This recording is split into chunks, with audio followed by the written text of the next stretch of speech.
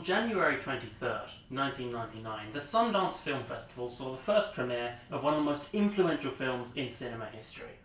From the genius minds of Eduardo Sanchez and Daniel Myrick came the cinematic spectacle that came to be the Blair Witch Project. In this short film, we'll be going over the making, the early development, the legend, the release and marketing of the film. Welcome to the Blair Witch Project. But before I go any further, I need to have a chat with someone who knows a little bit more about it than I do. Enter director Eduardo Sanchez.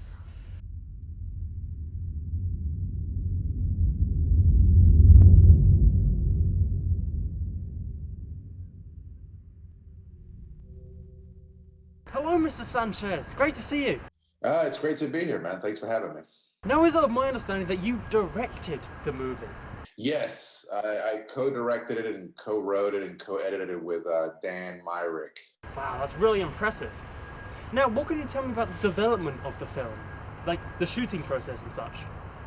It was just kind of very casual development. We kind of came upon the idea that there hadn't been like a proper scary movie in a long time. But then we started talking about these other movies that scared us probably more. And that was like the pseudo, kind of documentary movies. And they still held up. They still creeped us out. And so we started thinking like, I wonder if there's a way to do that to a modern audience. Kind of all together, we put the money together and got some other partners involved, shot it in 1997, edited throughout, 98, released it in 99.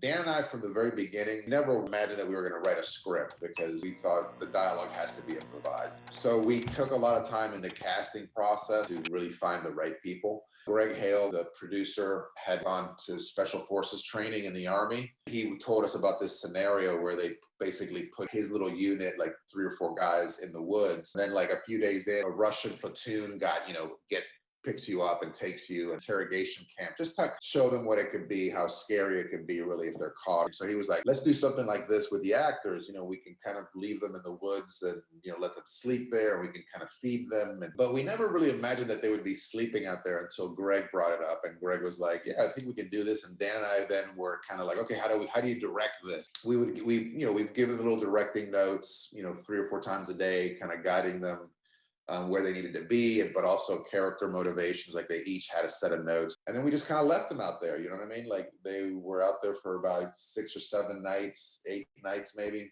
8 days. So we were really blessed that we feel blessed that we had, picked those 3 actors to be in the movie. Well, thank you for joining me, Mr. Sanchez. It's honestly been an honor to be able to speak to you. All right, Mac. See you, brother. Have a good day. See you.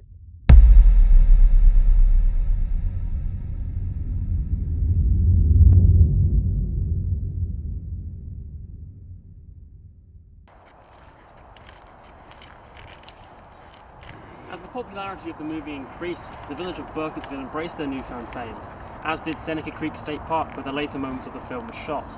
Due to the increase in tourism, however, many negativities arose. For example, the Burkittsville sign was repeatedly stolen, resulting in a required redesign, so people would stop stealing it.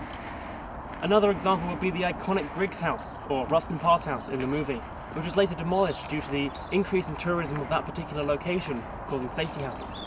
I'm still salty about that.